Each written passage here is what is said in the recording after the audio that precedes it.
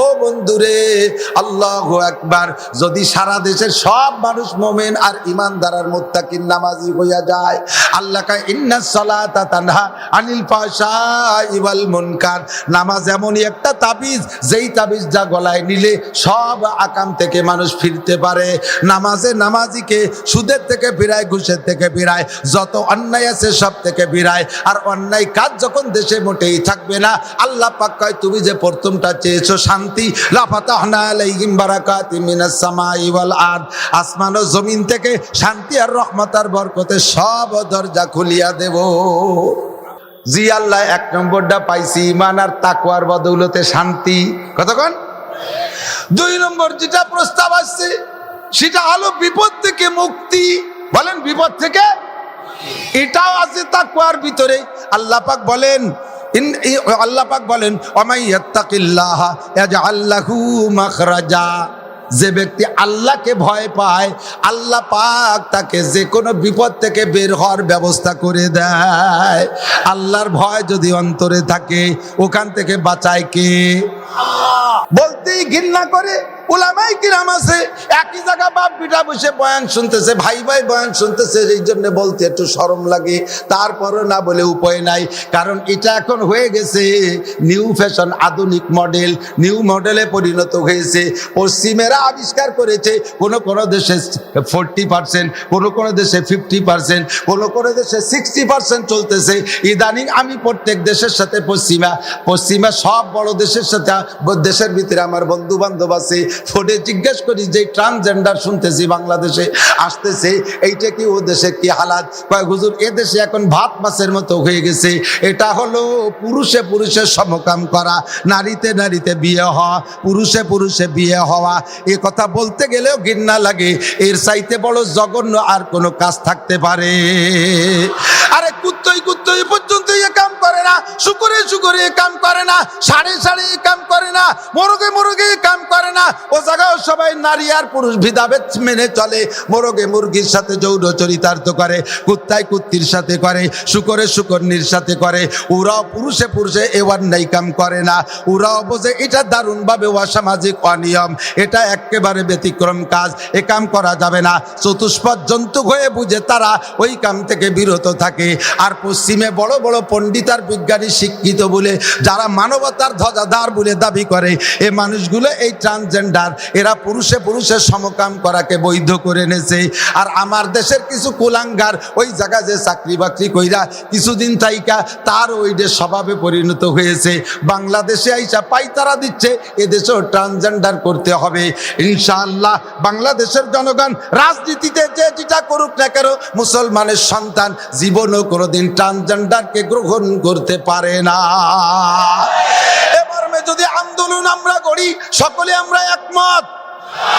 এবার যদি আন্দোলন করি, আমরা সকলে একমত।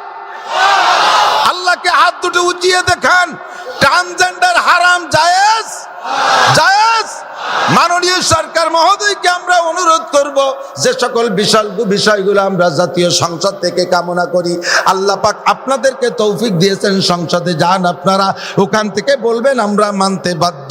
1 নম্বরে নামাজটা বিল আকারে পাশ করে দেন।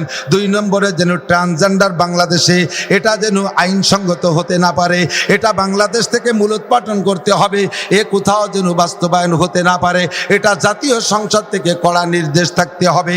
3 নম্বরে দেশে পর্দার পরিবেশ সংসদ থেকে আপনি হুকুম দিতে হবে, এটা আমাদের প্রাণের দাবি। আমি মুক্তিযোদ্ধার সন্তান, আমার বাবা মুক্তিযোদ্ধা করেছে, আমার মামা মুক্তিযোদ্ধা, চাচারা মুক্তিযোদ্ধা। পাকিস্তানিরা আমাদের ভিটাই পর্যন্ত আগুন জ্বালাইয়া মাটিতে আগুন ধরাই দিয়েছে। আমি মুক্তিযোদ্ধার সন্তান হিসেবে এদেশে লক্ষ কোটি মুক্তিযোদ্ধা মুসলমানের সন্তানদের পক্ষ থেকে দাবি করতে পারি, পর্দা বাংলাদেশে অনিবার্য। পর্দা যদি জারি হয়ে যায়, আল্লাহর রহমত আসমান থেকে চালু হয়ে যাবে। 4 নম্বরে দাবি থাকবে, 4 নম্বরে দাবি থাকবে সারা দুনিয়া জুড়ে একজনই মাত্র নবী কিয়ামত পর্যন্ত। আর কোন নবীর দরকার আছে? জোরে বলেন আছে? কাজী গোলাম আহমদ কাদিয়ানীকে কাফের ঘোষণা দিয়া কাদিয়ানীদেরকে দেশে রাখতে হলে কাফের নামে রাখতে হবে। কথা বলেন ঠিক কি ঠিক না? থাক, তারা চলে যেতে কই না, যে ইন্ডিয়া যাও যাইতে কই না, থাক, এদেশে আরো মেলা মানুষ আছে।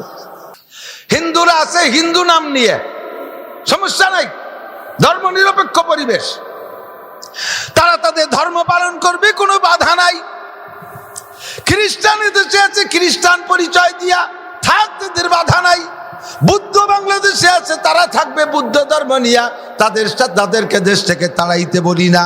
এরাও যেমন আছে তেমনই কাদিয়ানিও থাকবেও থাক, তবে পরিচয় মুসলমান নাম নিয়ে থাকতে পারবে না। মুসলমানদের ভিতরে ঢুকতেছে বড় কৌশল নিয়ে, আপনারা পাবলিকরা জানেন না।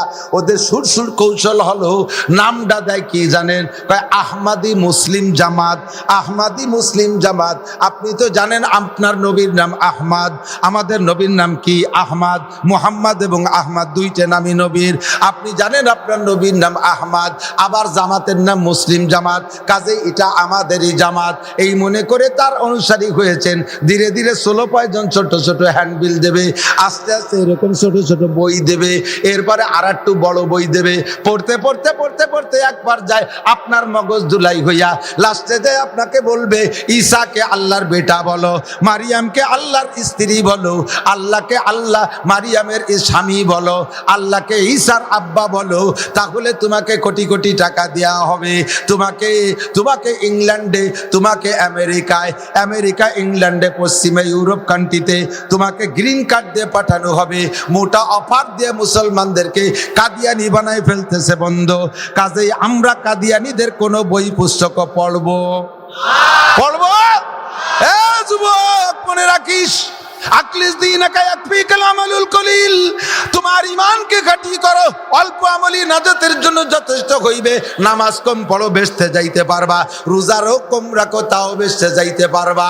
হজ করো নাই, তাও আল্লাহ চাইলে বেহেশতে যেতে পারবা। যাকাত দাও নাই, তাও আল্লাহ চাইলে বেহেশতে যাইতে পারবা। কিন্তু নবীর এগেনস্টে যদি কাদিয়ানিকে নবী বলে মানো, তাহলে চির জাহান্নামী, 1 সেকেন্ডও বেহেশতে যাওয়া যাবে। আমরা কি মানি গোলাম মোহাম্মদ কাদিয়ানি কি নবী? গোলাম মোহাম্মদ কাদিয়ানি কি? জোর হলো না?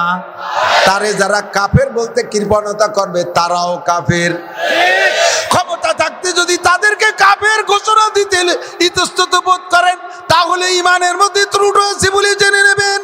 কাদিয়ানিরে কাফের বলতেই হবে, ঠিক কি ঠিক না?